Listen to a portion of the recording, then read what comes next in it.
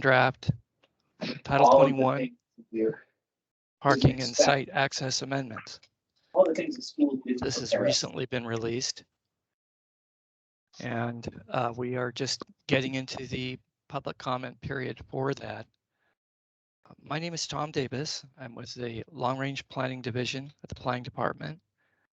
With me is Elizabeth Appleby, and we'll be taking you through the community discussion draft. And Elizabeth will also be connecting you to the webpage and some resources for how to read through it and provide comment.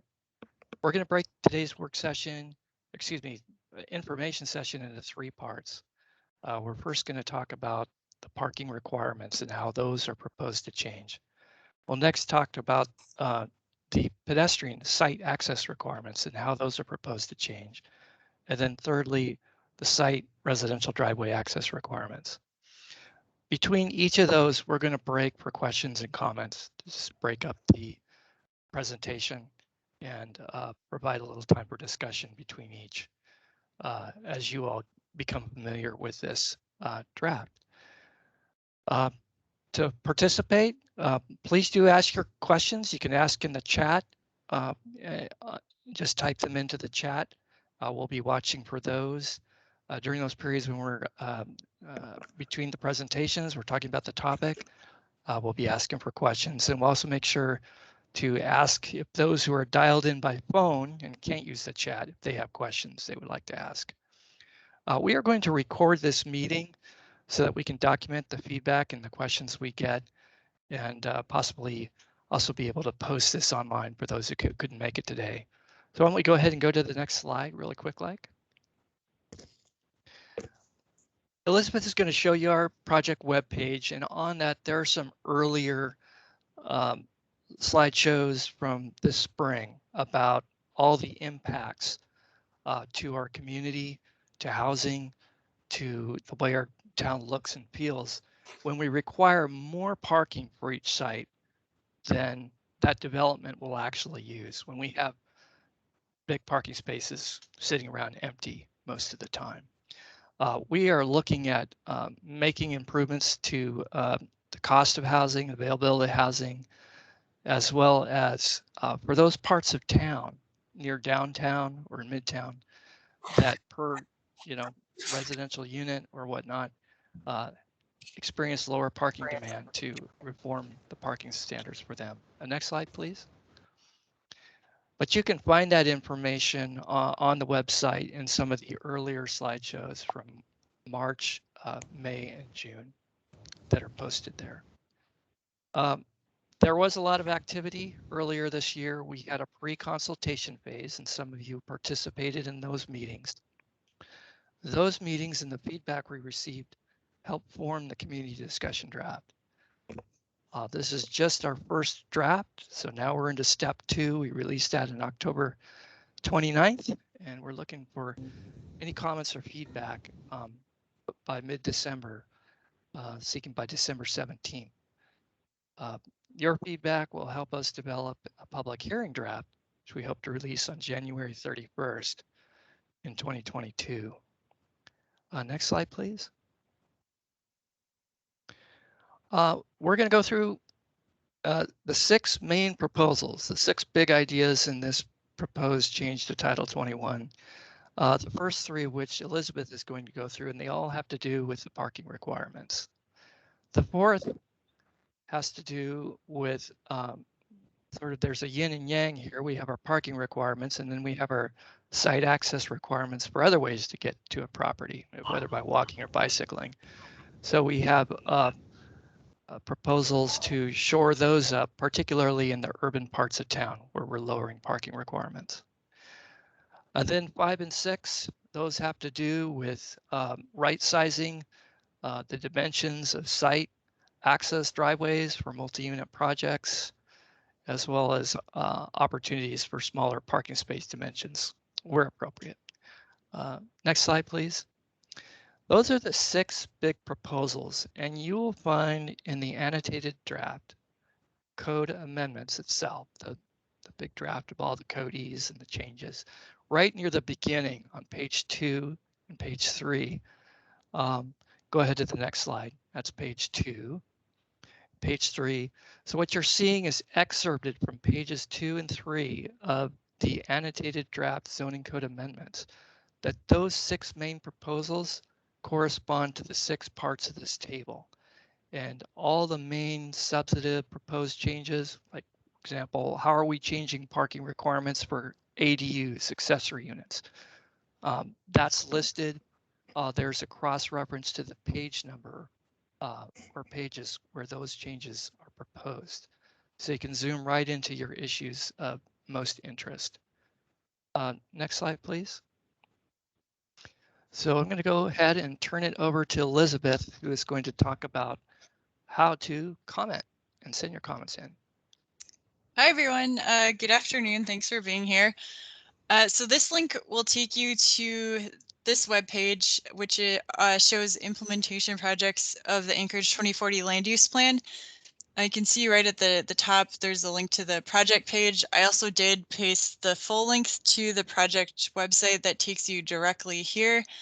Or sorry, I meant in the chat. It's a pretty lengthy address, so for the presentation, we just put this up here because we figured people might remember that, but the direct link to the project page is in the chat. You can submit comments to this webpage or email anchorage2040@muni.org. You can also submit written comments to this address here. And then this is contact information for Tom and me. Our contact information is also on the project webpage. You can see at the top for the project webpage, there's all these, there's several materials for the community discussion draft. So there's a cover memo and a project information summary if you would just like to see the highlights. And then there's 2 different versions of the actual text changes we're proposing to Title 21. So attachment 2 is annotated, and it has it shows all of the deleted text and the added text, and then it also has a page that describes why the change was made, or sometimes it just is clarifying text to let you know what change you're looking at. And then attachment 3 is a clean version that is just the final Title 21 text that we're proposing. So I'll just flash those 2 documents real quickly here. So this is the annotated version. You can see it's a rather large document. So that's why we have this handy cross-reference table at the start. So again, if there's a specific issue you're interested in, you can go find the page that it corresponds to. If I scroll down, the ADUs are just a good example because it shows added and deleted text. So the text that's in the brackets here and is capitalized is proposed to be deleted, and then this underlined text is proposed to be added.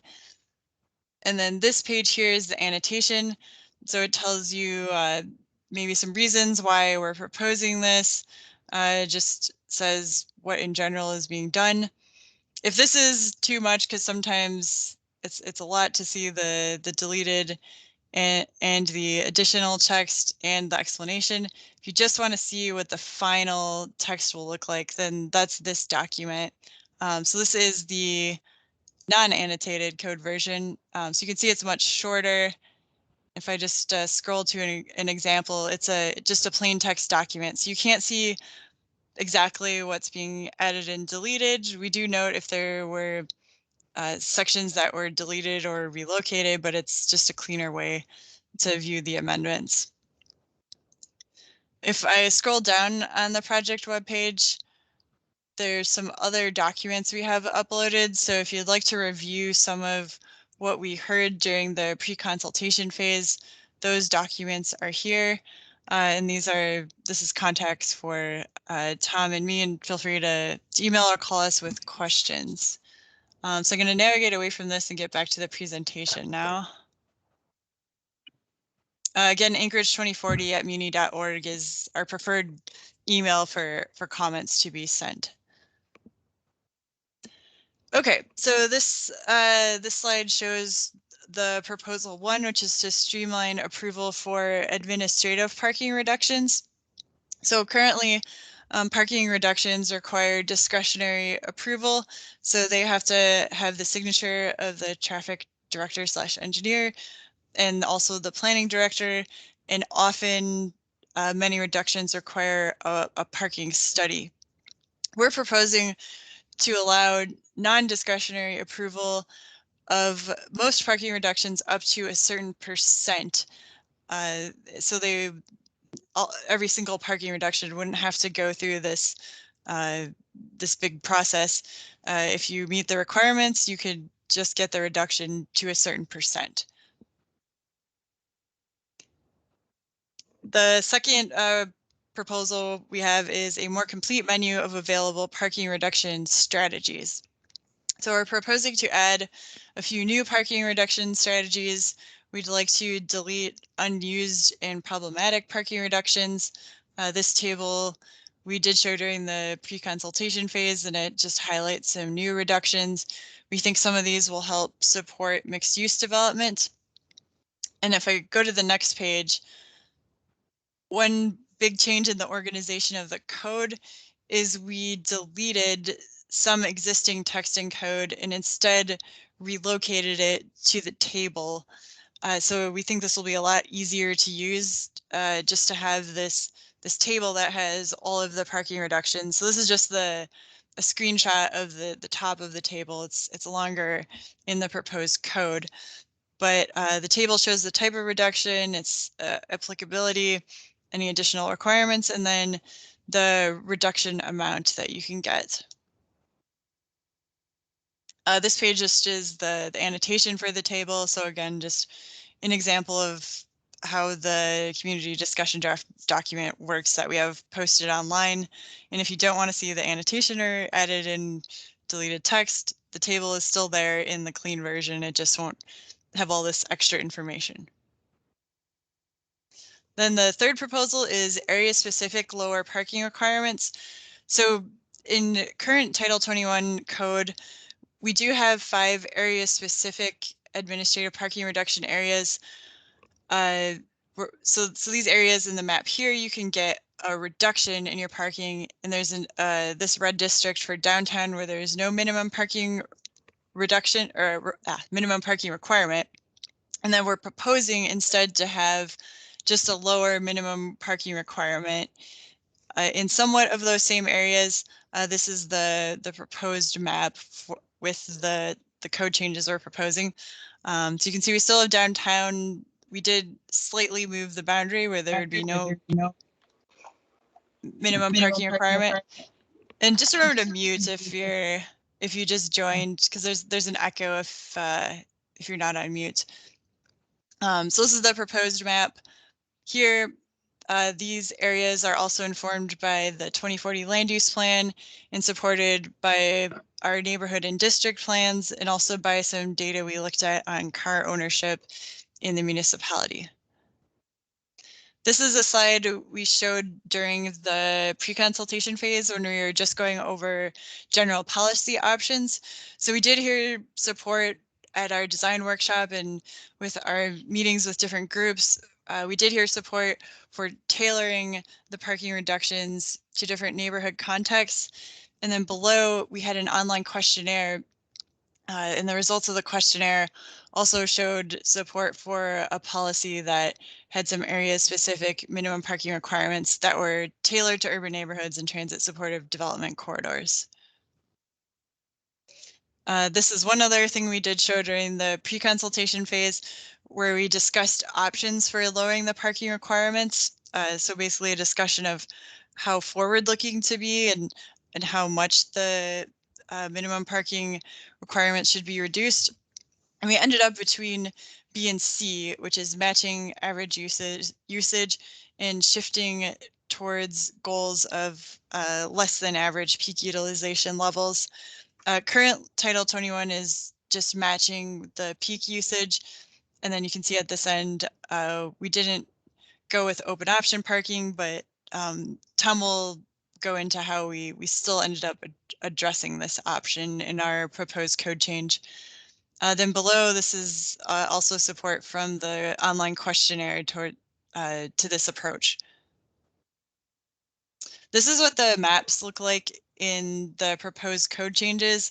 So if you open the code change documents, this is what one of the maps look like. And then here's a table of what we're proposing in these different neighborhood contexts in general. So it shows to what uses the lowered minimum parking requirement would apply. And then you can see it's as you extend away from more urban areas that have the grid layout that typically are closer to downtown, the reduction in the required minimum parking spaces is reduced. So for instance, residential uses in the traditional urban neighborhood, you can get your minimum parking spaces reduced, or you can only provide, hang on, let me restate that. So you would provide 70% of the minimum spaces that are required. Whereas when you go out to the transit supportive corridors that have a little bit less urban style of development, then it would be 90% of the minimum spaces required. And then I'm going to throw it back to Tom for this slide.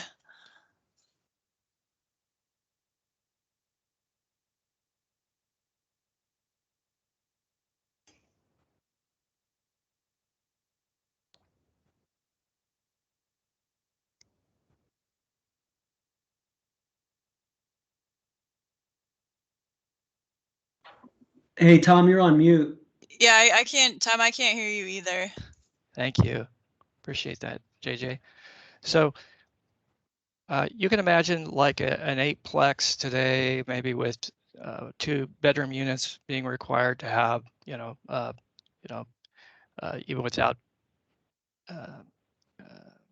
guest spaces, you could have 16 parking spaces required. And if it's located in one of those areas on that map that Elizabeth just showed, you can imagine that being the area specific parking requirement being as low as 11 or 12 spaces. And by the parking reductions, the strategies, that menu of strategies a developer can use to reduce parking demand and get a lower parking requirement, that they can further reduce that by right without a parking study down to down another 25%. So you can imagine that being the parking requirement essentially falling to 8 spaces from 16 for that type of development in that area based on lower parking demand. Some members of the public wanted to see the downtown exempt area with no parking requirements expanded to more parts of town, or even to have parking requirements removed entirely as part of this project. We have a big team. We have been talking with the neighborhoods and also other agencies, and this is a partnership among agencies. And what we've learned is that that as Anchorage's streets are configured today, as shown in this slide, it's difficult for on-street parking to take up, absorb off-street parking that's no longer required that could be placed on the public right-of-way. And that has to do with management, enforcement of on-street parking, snow storage, snow removal needs, and as well as street design. So we've looked into those issues, and we've determined that we are expanding. There's a expansion to the west of downtown into the RO zoned area that has some of the same street management, parking fees, and snow removal services that the rest of downtown has. For the rest of town, we're creating an open option, which is where groups of property owners in a defined area can get together and propose that to establish their area as an open option area where the property owners each decide how much parking is required for those areas. We have not mapped or proposed where those areas would be, but have created this tool in Title 21 for the community to be able to do that itself. Essentially, it would move for that defined area the management of parking needs from the picture on the left in this slide, where all parking must be provided on each individual property, to more the picture on the right, whereby enhancing its street right-of-way management, design and maintenance, parking enforcement, that on-street parking can begin to take up, absorb what would have been a site-by-site off-street parking requirement. Furthermore, that the street pedestrian environment can be improved. There are ways to do that, and they are beyond Title 21. But we do see at the bottom of this slide that this amendment, which we'll adopt in 2022, is a step towards revisiting what are our parking needs in Anchorage. And we can get that after the 2020 census and look at our post-pandemic parking needs. But also to look at how we manage our streets and to see if we can change some of the ways we manage our streets to be able to pick up more of the parking burden in a more efficient way, and then follow up with further amendments to Title 21. So between the parking reductions that Elizabeth described that are becoming streamlined and by right, urban neighborhoods with lower area-specific parking requirements, and this open option, what we've described is basically a lower, more right-sized parking requirements tailored by area. We'd like to take a break here and answer questions on this section. I do want to remind, especially those who might have showed up a little late, we are recording this meeting. We're doing it so that we can document and remember what was asked and the comments and feedback, and also possibly post this session on our project webpage for those who couldn't make it. One other note, we will be also posting this this PowerPoint show, as it has a ton of text and information that we aren't going to go over during this session, but you might want to be able to look back on. So that'll be available. With that, why don't we go ahead and I'll be looking for any questions you may have before we head on to the pedestrian. And you can either just jump right in, raise your hand, or type in the chat.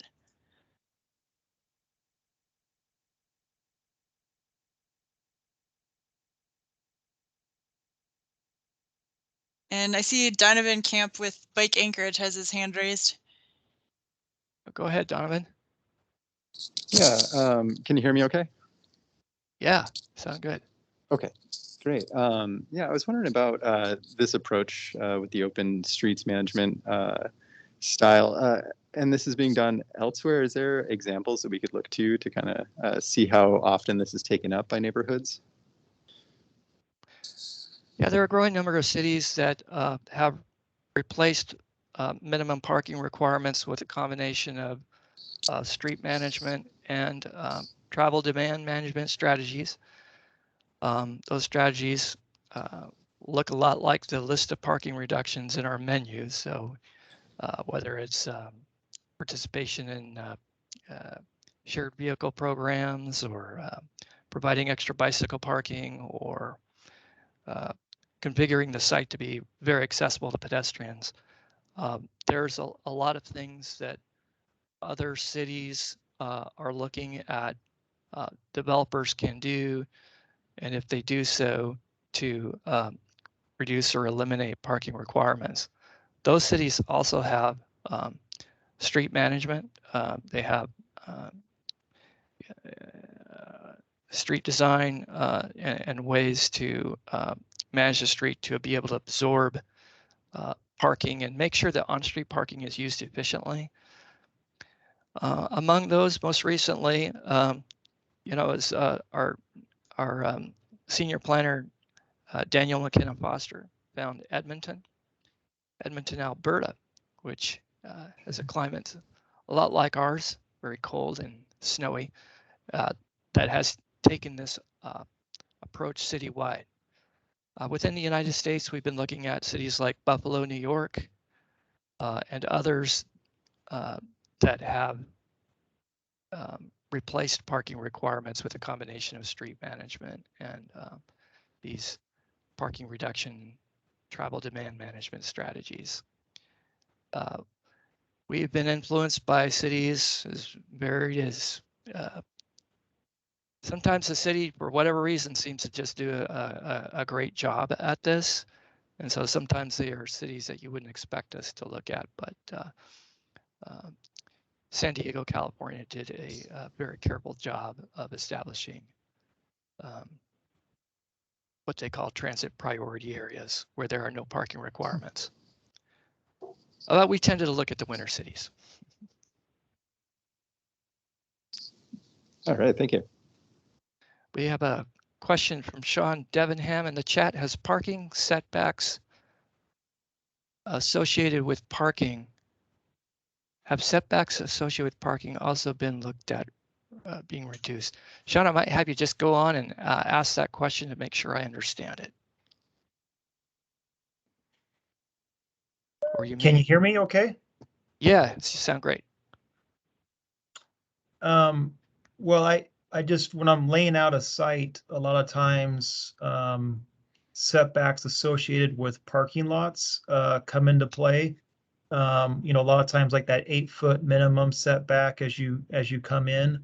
And so as somebody who likes to try to get some density on properties, we have a lot of setback requirements, whether it's landscaping or parking, that really kind of invade on the ability to densify our properties here in Anchorage. And so I'm just wondering, you know, your desire is to get fewer parking spaces on lots, and that's great and awesome. But I think another thing that would be worth looking at is the setbacks. You know, there might be locations in Anchorage where we don't need an 8-foot landscaping setback for parking. You know, it could very well be a 3-foot setback, for example, or even a 0 if it was in a very dense location. Yeah, Sean, that's I find that a great question. You know, with the mapping of these urban neighborhood contexts that's proposed to be included in our zoning ordinance, it does create the opportunity to revisit some of these more suburban style landscaping requirements for certain situations there where you have small lots and you have a landscaping requirement around your parking lot. It creates that opportunity. We have not looked at that, but we'll take a second look at that issue as part of this.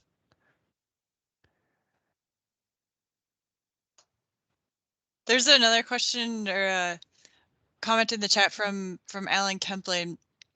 I think his question might be answered later in the presentation as we're going over the proposals, but Ellen, I think that could be a potential segue into our next segment, which is about those pedestrian frontage standards that Alan's referring to.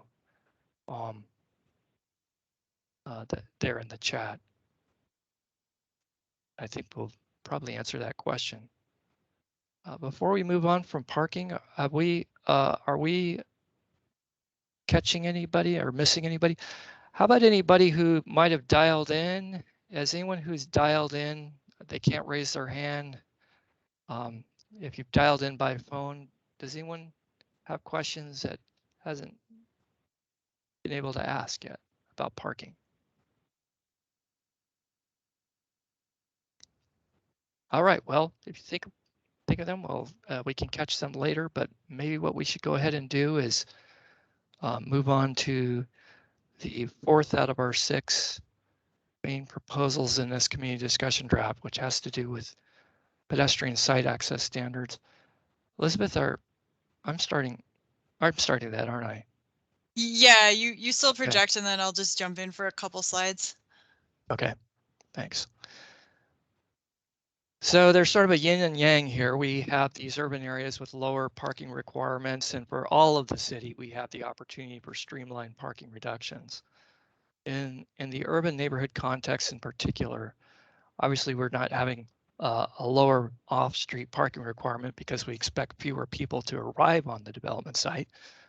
We're looking at current trends as well as anticipated future shifts in how we access sites.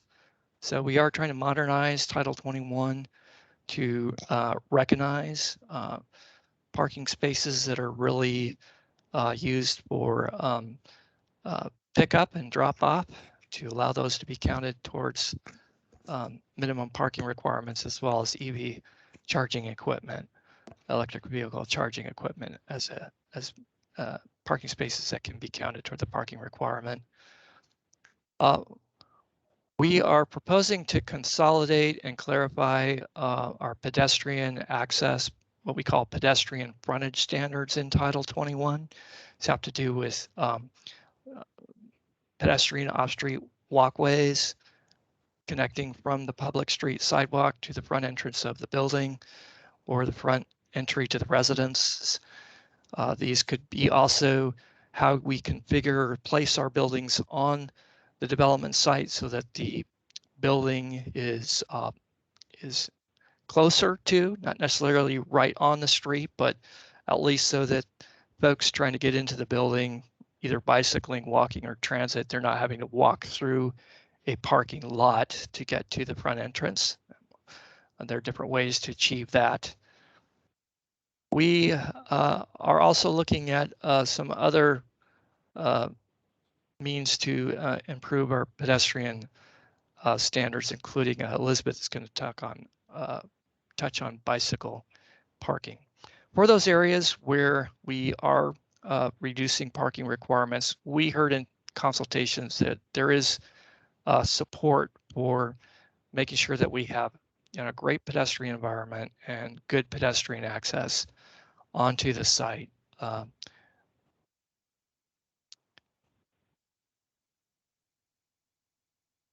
A part of consolidating and simplifying and clarifying includes reducing some of the length of Title 21 and consolidating some of the standards that have to do with how the building faces the street, how close it is to the street, some of the existing standards related to pedestrian features that are currently scattered about Title 21.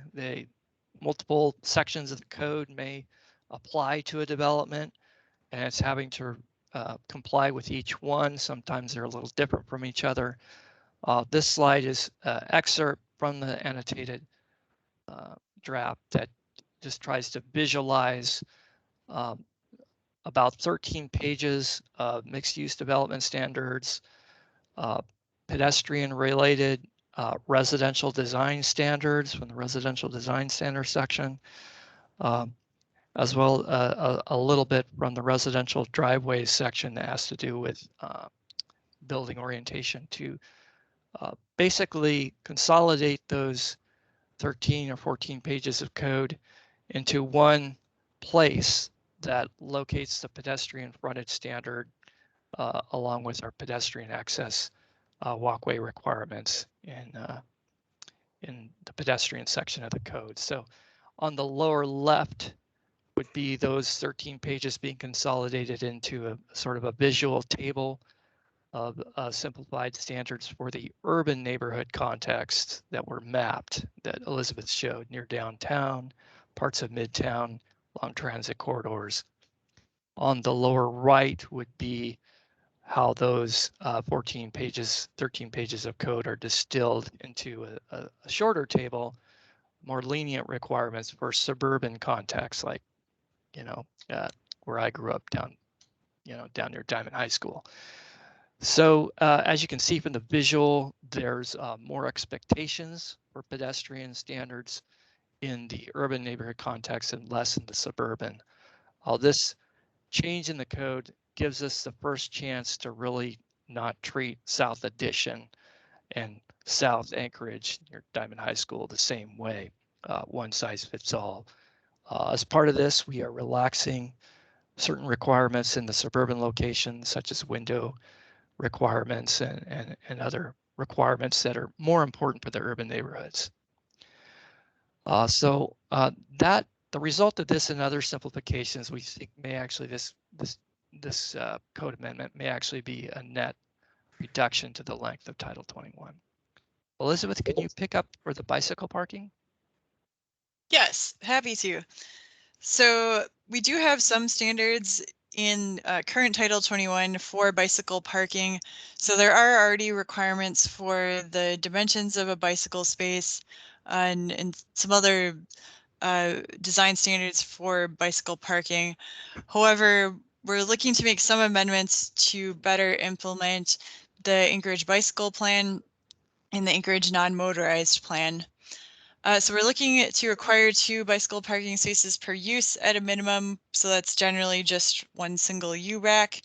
And we're looking to mostly increase the bicycle parking in the urban neighborhood context where the automobile parking requirements have been reduced. So the idea is if we increase the bicycle parking, there's there'd be improved site access for bikes, and more bicyclists would access the site on their bike, and so that would offset some of the reduction in the automobile spaces.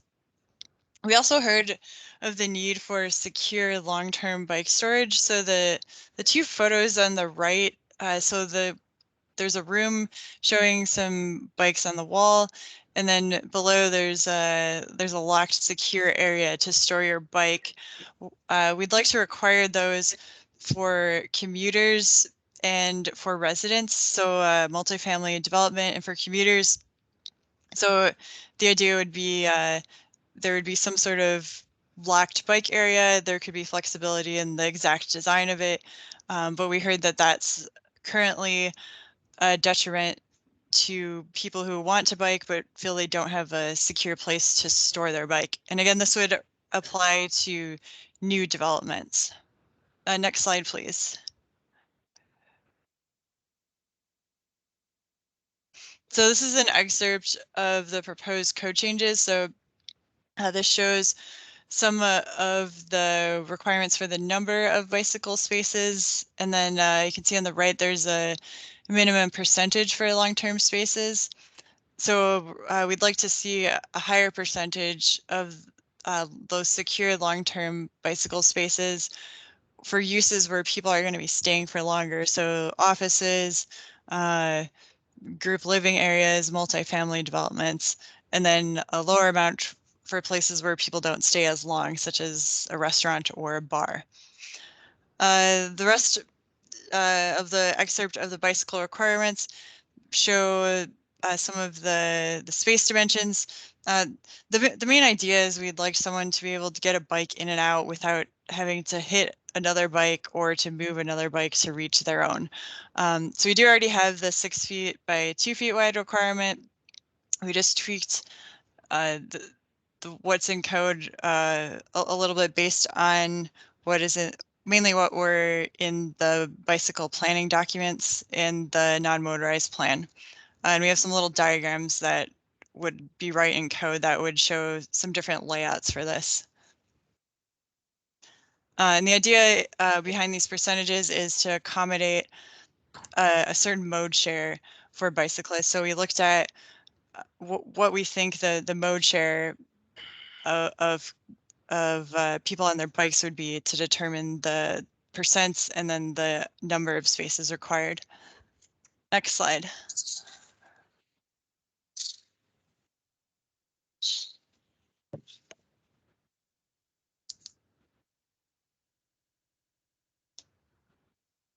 And oh, sorry, Tom, are you speaking? I think you might be on mute again. Oh, thanks. Yeah, that wraps up our middle section, which has to do with the pedestrian and bicycle standards. You know, in short, we think they're key to getting a more efficient site, lower cost development, because every one of those U-racks can help replace, you know, $10,000, 400 square foot on average space use, parking space.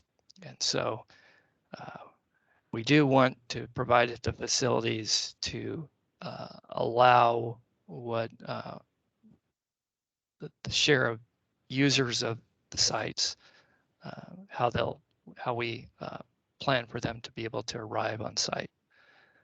However, that's the middle section, and we wanted to stop there as a presentation and see if there are any accumulated questions, comments on either pedestrian access, pedestrian frontage standards. We could probably start and make sure we've covered Alan Kemplin's comment there in the chat.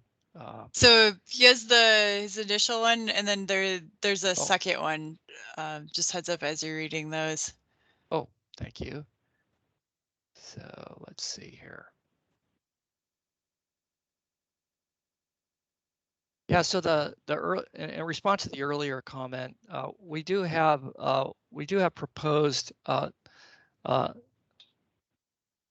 maximum setback in the urban neighborhood context.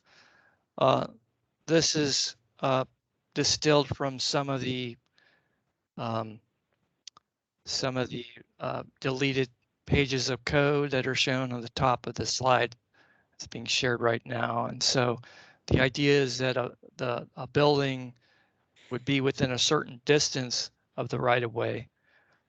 Many cities down south actually require the building. They call it a set-to line, and it's right on the right-of-way. In Anchorage, we tend to like to give a lot more flexibility, be able to site the building a bit further away from the right-of-way, just for snow storage and to account for the fact that in a lot of cases, Anchorage may have undersized its rights of way at some point. So we're wanting to make sure that we do get the building within easy walking distance of the sidewalk without forcing the building right up to the street. And then orienting the building so that people have an entrance and that some of the living spaces, or some of the activity spaces in the building are fronting along the street, so you don't get the blank wall effect. Alan, I see a second question here. We're down below in the chat from 1238. Higher demand for year-round use of sidewalks on streets with rolled curbs. And yes, more than 9 out of 10 sidewalks and local streets in town are snow storage in the winter or the street. Well, the proposed changes also include changes for the municipal snow management plan to address the conflict between safe pedestrian movement and snow storage management. It does not, Alan. We are talking frequently with the other agencies, the right-of-way management agencies, the agencies that enforce on-street parking, that includes APD, the agencies that need to use our rights-of-way for access. That includes, of course, public transit. They need their walkers to be able to walk to transit. Fire department needs to be able to use the street to respond to emergencies. And last but not least, street maintenance and all the challenges they have with parked cars when there isn't on-street parking enforcement. The parking reductions and the amount of lower parking requirements that appear in the draft are very much influenced by a need to continue to provide some parking requirements so that the amount of parking on the site is on average adequate to accommodate the anticipated parking demand. And so that is one reason why you don't see even lower parking requirements proposed and even steeper parking reductions available, is that to make sure that we right-size our parking requirements and that we do so thinking of this ordinance as a step in the direction of rethinking how we manage our rights of way as a community. Some communities establish what are called parking benefit districts. Some communities find other ways to deal with snow storage and management. those are all challenges that we as Anchorage would need to face if we are to look at further reducing our parking requirements, we believe. And downtown Anchorage is a good example of an area of town with no parking requirements and elevated levels of sidewalk maintenance and snow storage removal. Long-winded answer there, but we have other questions, follow-up comments. Everyone likes bike parking spaces. I think I see Donovan Camp has his hand raised again, unless I'm just seeing it from before. Thanks. Go ahead, Donovan. Yeah, absolutely. We are very excited as Bike Anchorage that you're looking to address the current and future needs of cyclists here in the community. My question is actually on pedestrian access. Would those accesses also affect larger kind of like strip mall or mall areas? One in particular I'm thinking of is the Tacotnu Mall. It's kind of new development, but the Glen Highway path that goes just south of the Tacotnu Mall doesn't have access to that strip mall. So people walking, biking, and rolling have to go about a mile around to the main entrance on the north side in order to access the mall. Although there's plenty of wish trails through the woods there if you're on a power chair or something like that. It just doesn't quite work. So would this pedestrian access kind of affect larger strip malls like that and access to our existing trail networks? I can think of several examples. That would be an issue. That's a good question. These standards, these proposals are focused on the private property, the Title 21 requirements, and so they do, where there are street frontages available around it, they do promote the development to provide access to those streets. In some areas of town, we may be, like that. There may be, an issue that's a limited access freeway. You may have some issues with the Department of Transportation standards for being able to, provide pedestrian access through the limited access freeway area to the development. But generally where you have arterial streets, sort of the regular arterial street network, collector streets, local streets, this is promoting, site development that helps orient it towards those streets. So the answer may be, depending on where it is, the answer may be not completely, depending on what type of street or freeway is nearby and what kind of pedestrian access network the public realm is providing to that development. I don't know if any others on staff might have some thoughts on that matter.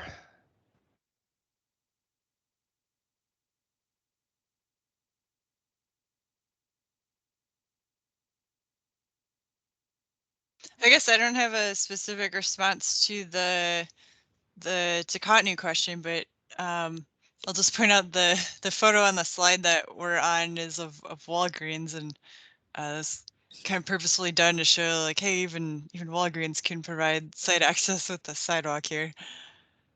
And that sidewalk is on a DOT street, so didn't mean to beat up on DOT there. That's Huffman. All right, so great, thank you. We better move on to the last portion of our show here. So among the six, did somebody have a question? Oh, thought I heard somebody. So the big six ideas here included several ideas, 5 and 6, having to do with right sizing the dimensions of parking and site access facilities. In particular, we're looking at townhouse or multifamily or multi-unit developments with site access driveways and the width requirements of those driveways onto the site. Not necessarily for each individual unit, like your driveway to your garage or duplex or whatnot, but really like in the picture here, you have a 9-unit development and a common driveway into that development. The community discussion draft we had the benefit taking the time of a number of experts, builders and traffic engineers in town, and looked at, when do you really need a full 2-lane commercial scale driveway and when don't you? We're proposing to allow single lane in and out driveways for parking facilities that serve up to 10 parking spaces. So this might be 5 or 6 units, depending on how much parking you're providing. You get a narrower driveway, and that can really improve the look and feel of the neighborhood, have less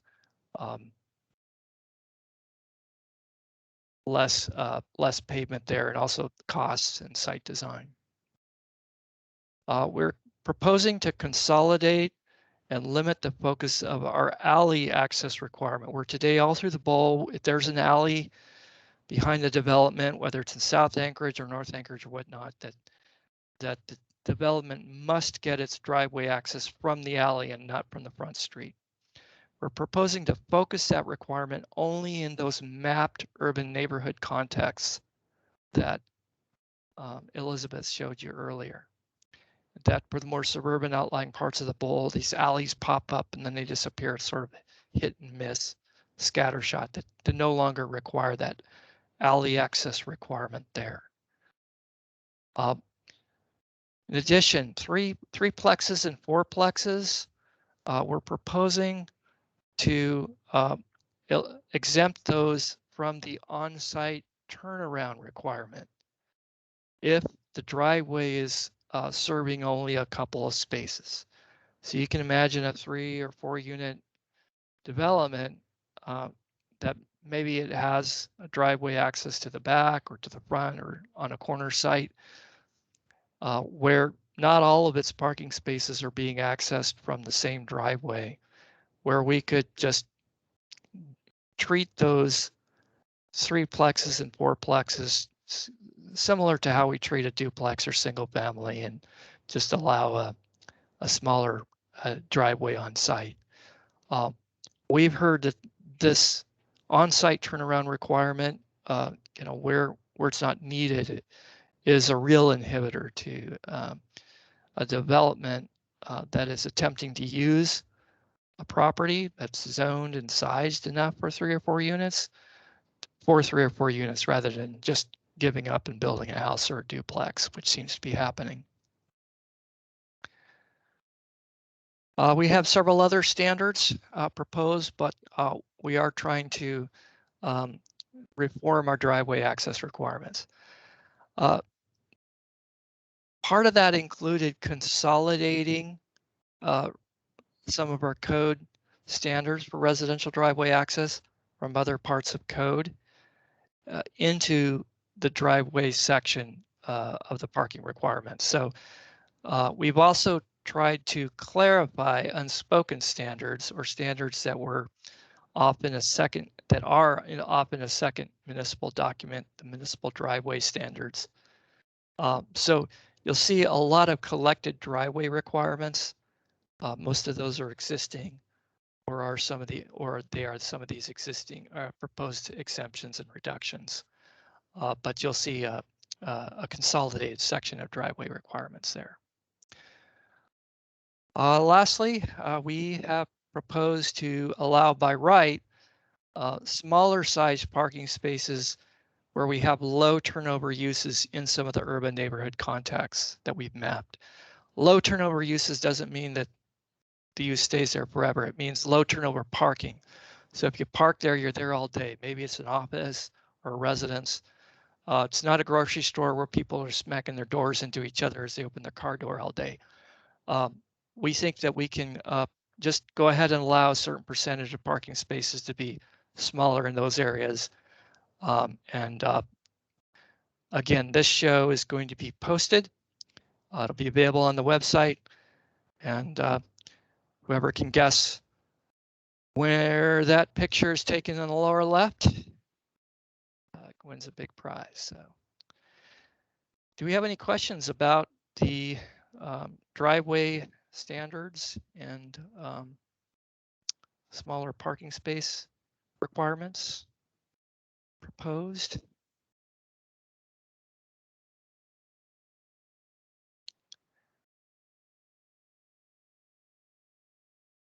To those of you in the private sector who gave us time and consultation for these driveway requirements, you know, what you're seeing, what you need, we greatly appreciated it. Melinda Gant has posted a comment. We have found that designating compact parking spaces has been problematic. People would just stop parking their big pickup in that small space. We have read and heard that as well from the planning and traffic engineering field, that compact parking spaces are sometimes not the ideal for allowing super small spaces in the code. We are proposing just to mostly just carry forward the existing compact space entitlements in downtown rather than eliminate those. Compact spaces are very small, 8 feet wide. Meanwhile, our low turnover spaces are 8.5 feet wide, and those have less to do with small cars and more to do with just lower turnover of parking use among residents and employees. Enforcement issues on the compact spaces. Yeah, huh. Well, that's a great comment, something that we should think about. We have consolidated in the proposed draft the downtown compact parking space standards into the main parking dimensional section for ease of reference and use, and have made some other changes there. So might be a good area for you to look at and comment on. We're all ears on that. Alan Kemplin writes, will the project team also address the new micro-mobility options, electric scooters, for example? Before I respond to that, I just want to say, for those of you who have to leave off at 1, we're going to post this show. We greatly appreciate it. And I should also give a shout out to the broader team. Elizabeth and I didn't make this all up on our own. There's a broader team of folks we've consulted with over the past 8 months from agencies across the muni, as well as the community, but also our core team here, zoning plan review, land use review, that would be Sonnet, Calhoun, and Rick Novi, Elizabeth, and several other folks from the current zoning planning division, Daniel McKenna Foster, our long range planner, is recently welcomed aboard, as well as the managers of different agencies. So with that, thanks for participating and listening to us for an hour. It's a lot of information, fire hose being blown at you. And if you wish, or your organization wishes to set up a separate consultation, follow up with us, just give Elizabeth or myself a shout, and we can do that, whether that's your community council or your group or organization, or if you just have questions. So for those of you who have to leave off, thank you very much for listening to us, and this will be on the web page. We will also have this meeting recording so that we can review the comments and the chat comments, and for those who could not make today, for those to be able to listen to it. Tom, do you want to advance the slide just so the last one is a reminder of how people can submit comments? For those of you who do have to leave, are there any questions about submitting comments that we can answer at this point?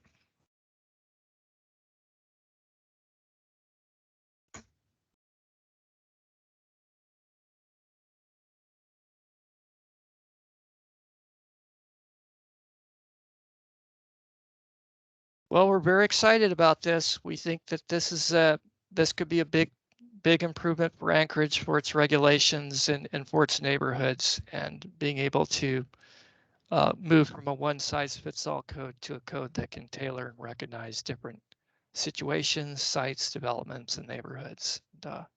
So we're really feel fortunate to work on it, and appreciate your time. It's 1 o'clock. For those who can stay a little longer, we can answer some of these topic-specific questions. We have one from Alan Kemplin here in the chat regarding addressing new micro-mobility options, new ways to get around electric scooters. So we really, in a nutshell, we've really focused on bringing our bike parking requirements up to snuff a little bit to implement our bike parking plans and just shore that up. I know that's not a new micro-mobility option. We have not addressed electric scooters specifically. And I know my neighbor rolls around on this skateboard-like thing with a big ball on it, and I can't believe how fast he goes. I don't even know what to call that thing. But we haven't addressed those as part of this community discussion draft, no.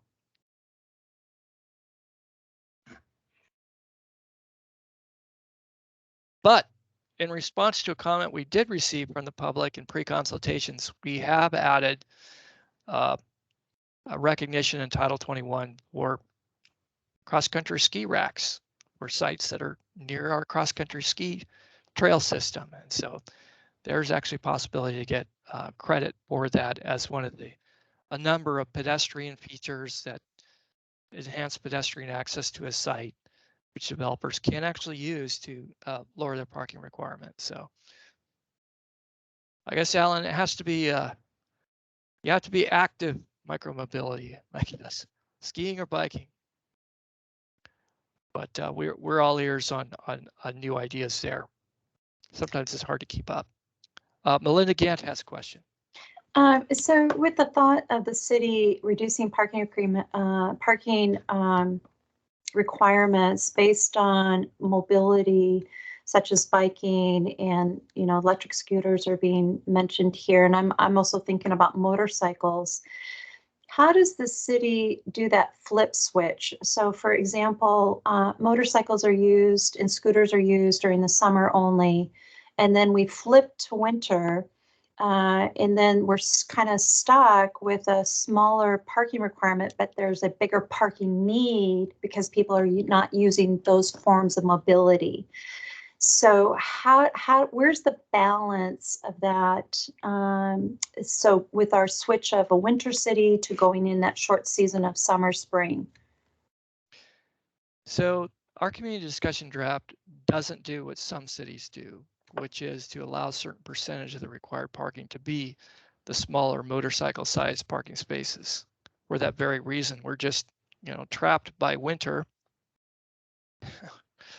or what have you. So where, of course, fewer folks are motorcycling around in the winter. So some cities actually give credit towards motorbike parking spaces, but we're not proposing to for that reason, because of the winter climate. We do see more people biking year round with fat tire bikes. So we believe that is, along with step-by-step improvements in our bike facilities in the public realm, our network, step-by-step becoming a year-round option. And I'll just say, having traveled to other parts of the world that get even more snow and as deep a winter as we do, if the facilities are available and it's safe and convenient, people will be out all year round. However, we have not dealt with these other micro-mobility type scooters or whatnot yet. We haven't seen them yet, so we aren't really, in this draft, we haven't really proposed providing credit towards those.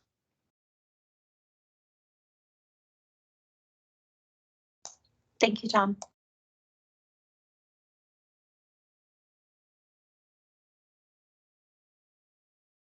There's a couple other questions coming in the chat.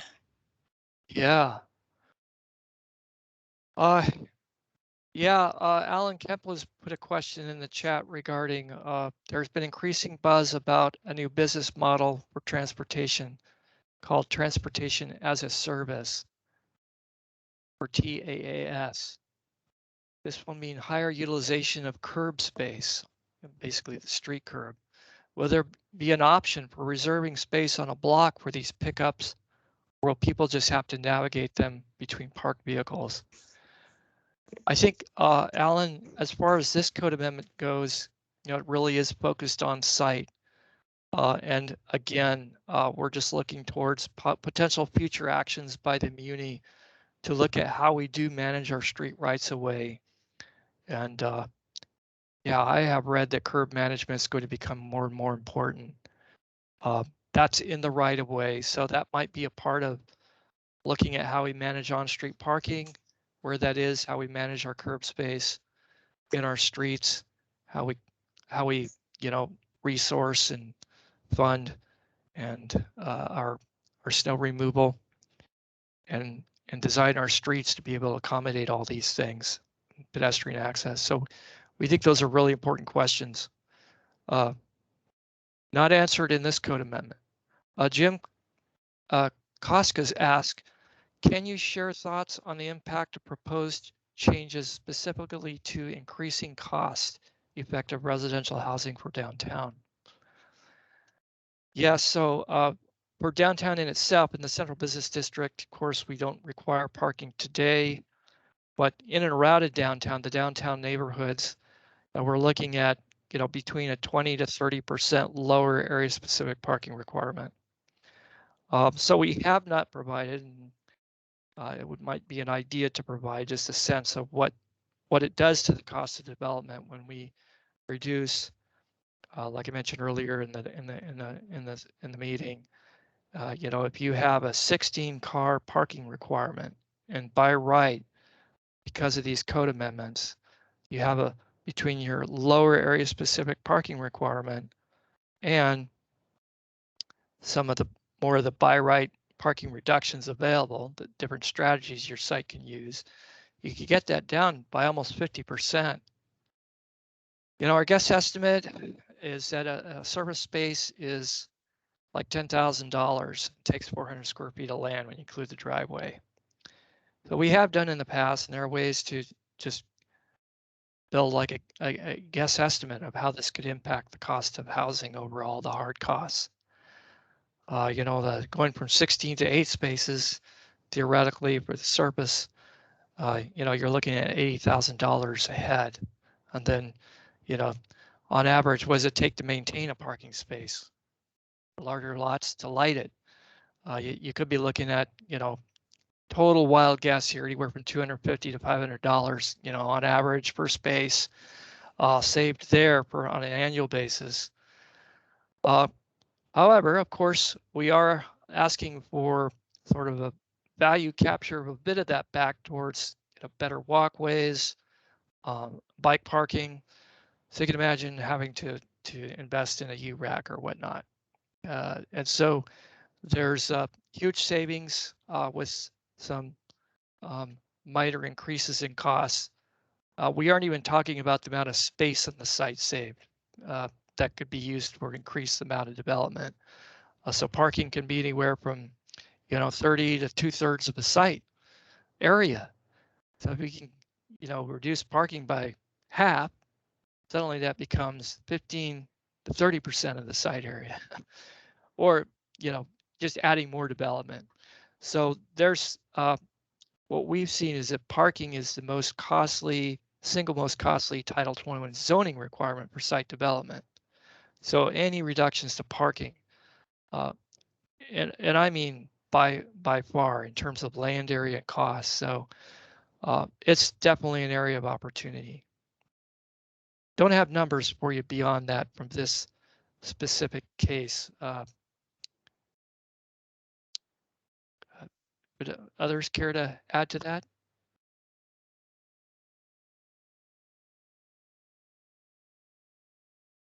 I don't know, did that answer your question, Jim, or is that something you're interested in having explored?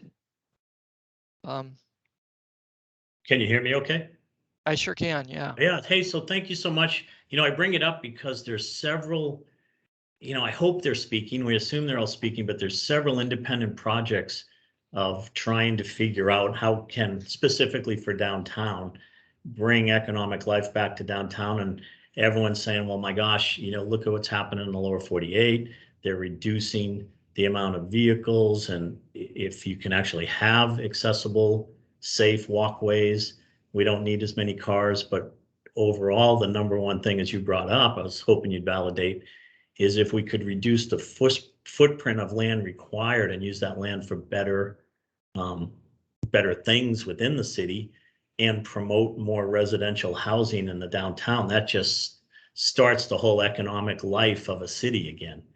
And so anyway, I bring it up because I would love if we could get a model best guess estimate so we could have some of these projects start sharing what the cost savings could be with the impact of maybe bringing in more equitable and availability of more housing downtown specifically. I know there's other areas that could probably follow the same, but I mean, it's hard to think about giving up a big house and moving downtown if it's $1 million to find a piece of land with a dilapidated structure to scrape it, and then find out even if you don't need parking for the tenants you're targeting, that you need to buy another acre just for parking. Now, of course, the cost goes up in development that gets passed on to the consumer. And now we have just maybe millionaires living downtown, right? Does that make sense? Oh, yeah. And so the biggest question is if it's just an estimate, but I would, if your team could give a best estimate with some, logic behind it, I would be happy to run it to the various projects that I hope are all talking anyway, like when we got you to the RSVA project to present and then the Anchorage Chamber, so that they realize that, hey, if your number one thing is to get people living downtown, here's how we can work together and here's what the city could look like. Okay. To help Thank people you. see the potential. Yes, thank you.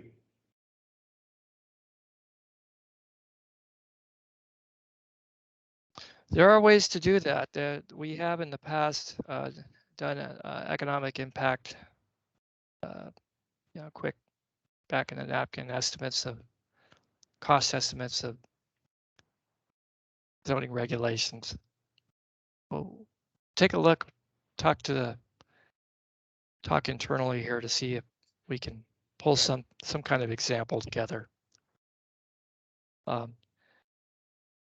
And the development around downtown can benefit downtown. If we just get more rooftops and people living near downtown, then that's almost as good as having housing right in downtown, in Fairview or South Addition or whatnot. So we're hoping to have some impact there, even though most of the parking reductions are admittedly occurring outside of the central business district itself. Melinda, you have your hand up?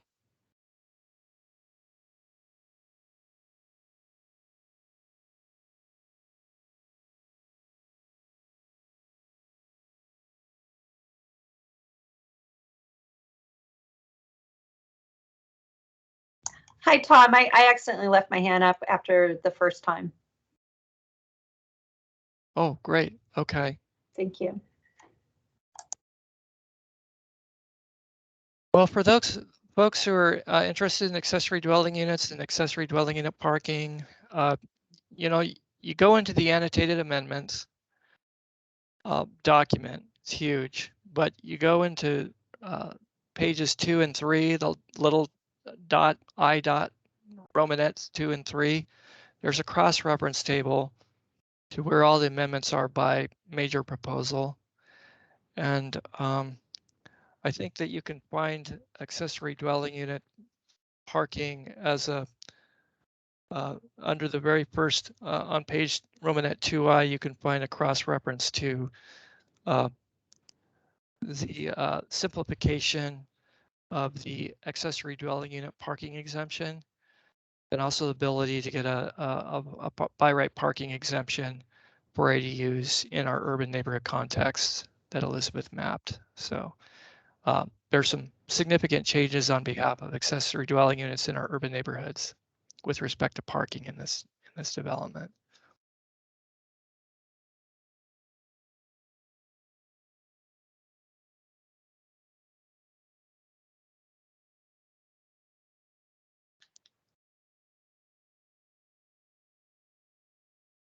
Well, I see Dale Smythe online. I see Melissa Babb, Bradley Little, and Jeanette Lee. I'm glad that you all are joining. I think it's been a long time since I've seen Dale Smythe, so it's great to see you, or see you, hear Thanks. you. Appreciate that. Great Melissa, progress. sorry? Oh, this is Dale. I was just going to say, great progress. Thanks for the presentation. There's been a lot of people working on this, and we're kind of the front, Elizabeth's and I are the front people. There's been a lot of support for it, and some would recommend we go further faster. Again, we're looking at the street management situation and trying to be careful around that.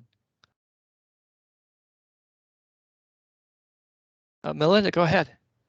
So I'm not sure if this is related to lowering a parking requirement because downtown already has no parking requirements. But I think everyone's aware in this group that, and it's been identified that there's just too much surface parking lots in downtown Anchorage, which is probably not the best use for the properties that are in downtown. And I was thinking about that when Jim was asking his questions. And I'm wondering if the city has thought about the idea of doing some form of tax incentive for those that have these parking lots to develop them into something for better use for the downtown core to support maybe the housing growth that everyone is seeking and knows it's well needed. I'm wondering if I don't think this is probably part of this discussion with parking requirements because it really would take away the parking lot for another use. But it's just a thought of mine while we were having this discussion, and because this seems like there's been no movement to reduce the number of parking lots, but rather oftentimes I'm seeing there's new parking lots being created when development has been demoed, and then a parking lot will go in its place. And so I guess I get a little upset when I see something like that happen because I see it as an opportunity, but people quickly go to the cheapest way to earn the income versus seeing the long range of the benefit for the city to develop the housing in downtown. Well, thank you for that observation. You know, it just so happens, and I know you know this very well, Melinda, that we have our public hearing draft downtown plan update going towards the Planning and Zoning Commission on December 6th. And I think that I will, at the very least, make sure that Christine had to jump off, Christine Bennell, make her aware of that comment and idea. And frankly, it may very well be that that draft plan has that very kind of incentive. How can we structure our tax regime to encourage those parking lots to become buildings? I know some cities have actually taken more of they've changed, I guess, how much they tax the land versus how much they tax the building improvements to, you know, shift the balance in favor of building some building improvements instead of as there may be some other ways to do that through the tax incentives. Yeah, and Tom, I'm not sure. I don't think they're in there, and because I have looked at that, and I don't know how I missed that, because I know she does mention in the plan, the downtown plan, about smart cities, the study, and they identified that we had way too many parking lots in downtown Anchorage, and we have an actual overabundance. A lot of people don't understand this, but we actually have an overabundance of availability of parking spaces in downtown. So I might just email her as well as a public comment, but it would be great if you pass that on to her, Christine, too. Thank you. I will do that because I know she's looking at those parking lots as well, and it definitely has a very one of the main objectives is to see those turn into the mixed use and housing. Yep. Thank you. Thanks for your comments, Jeanette and Melissa. You did have influence in your pre-consultations, so the documents definitely benefited from a lot of folks giving us information and ideas from the development community, as well as Alan. And Alan, I see we'd like to create an arena district. Okay, yeah, in Fairview, because the Sullivan Arena and that area is in the Fairview neighborhood, and that area is at the south end of sort of the main street of Gamble Street, as it goes down into the Chester Creek Greenbelt area.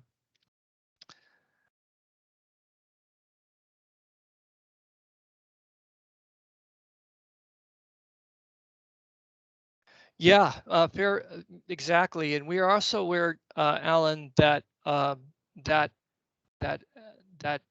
corridor along Gamble Street, extending, between downtown and the Sullivan Arena area, has all these small urban lots, some 7,000 square feet, and so it's difficult to redevelop those while meeting the parking requirements on each site. And also where that's one area where I know Fairview's leadership has indicated they'd be, willing to support eliminating parking requirements for that area. This is a community discussion draft, and this is a good conversation. And we were looking at that as well as a team. Could we propose that area to be an area of expansion of the downtown exempt area? Like I mentioned, we did expand westward into the RO zoned area, sort of where that Japanese restaurant is, the hotel, sort of that RO area on the other side of L Street. They have parking meters. They apparently are in the parking permit area, or one or several permit areas. So we felt that was close enough as part of downtown where they were getting those street management services like downtown, where we could handle that area becoming free of parking requirements. We don't yet see that in that area along Gamble Street, but this is a good area of conversation. We are also, in conversations about this issue with our street maintenance. So it's really in that area, they must plow at night in those streets around Gamble. They must do it at night, and that's when residences would have their cars parked on the street. They must do it at night because there's so much traffic along Gamble. They can't be plowed by day. So we were a little gun shy there of proposing that area right off the bat, be a parking exempt area. But it's still part of the conversation moving forward. The open option area proposal in the draft does create the proposal to be able to propose an area like that to become an open option area where the property owners decide how much parking to provide. So the tool is there, just isn't mapped. But we can definitely an area for conversation further. We just want to make sure we have the ability to accommodate the on-street parking, the snow storage, and the pedestrians safely and functionally. Melinda, go ahead.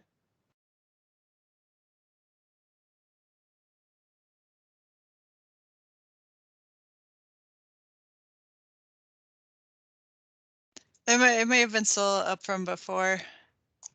All right. So you No, caught that's me. okay. I'm actually triple multitasking right now, so I keep forgetting to put my hand down. My apologies to the group. No, thanks for all your feedback, and a strong showing from the downtown folks today. And just a shout out, we do have that downtown plans out for review, and it goes to Planning and Zoning Commission on the December 6th. So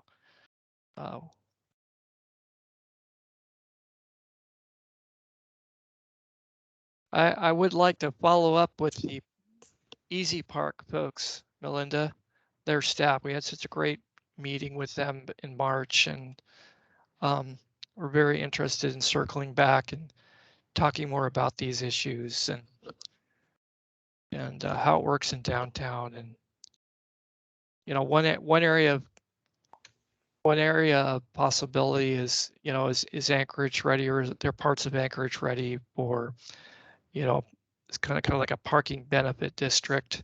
It's not a proposal in our ordinance, but a kind of district where, you know, there are fees for on-street parking that are based on just how much the on-street parking is being used, that actually help improvements in the immediate neighborhood, or help fund maintenance or snow removal in the neighborhood. And it's a concept apparently has been successful in other cities.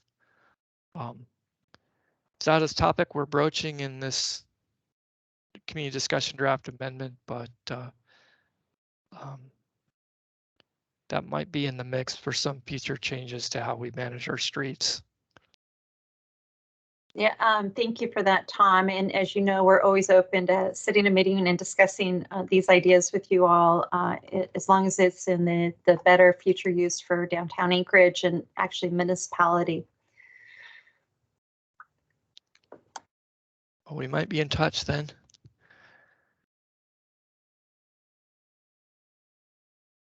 And Alan, I know Elizabeth and I are very interested in sitting down again with Fairview, and that might be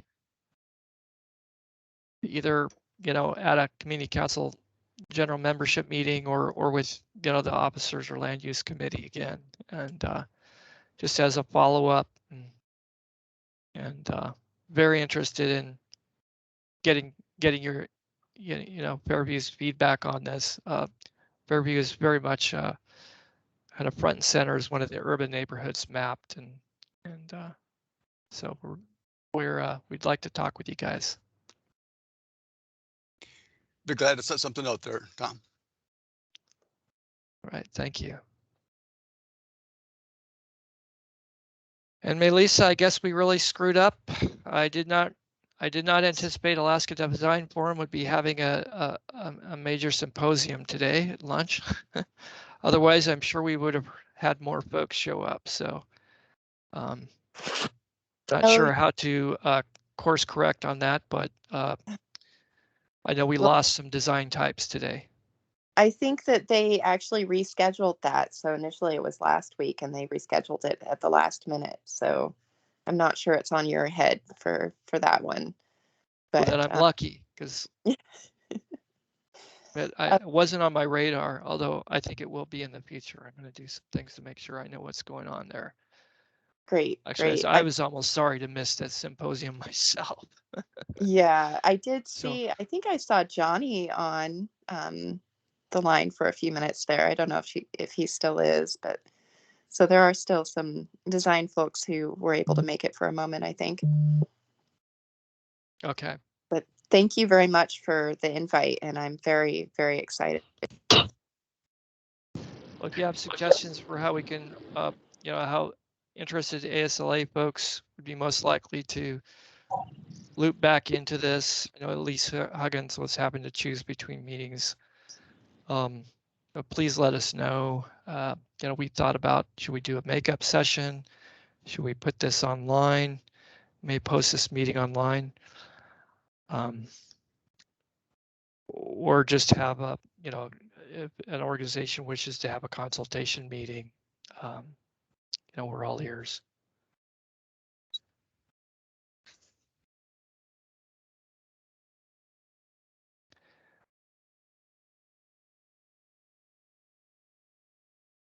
Well,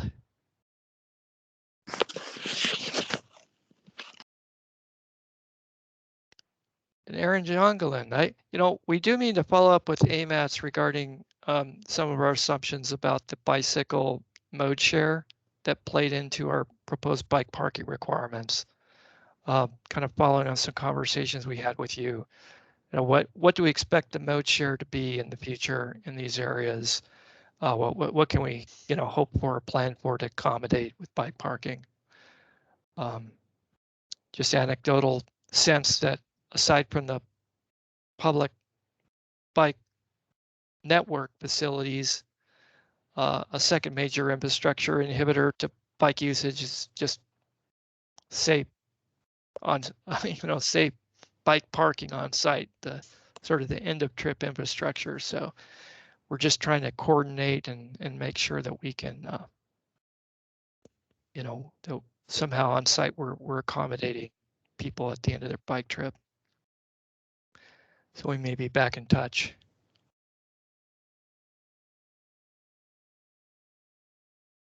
Well, thank you all.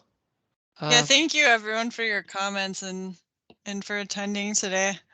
Feel free to reach out after too if you have additional ones. Yeah, absolutely. So thank you for staying the whole hour and a half. So you guys are the winners. And that photograph on the last page is, where is that from? That lower left? is the Anchorage Health Department. I'd have to look up again the exact year, but it's from the 1970s in front of the Anchorage Health Department. I thought that was just kind of a fun one, since some of the downtown dimensions haven't changed since then. Back when cars looked cool. All right. Well, thank you all very much, and we will be in touch. So, bye, everyone. Take care.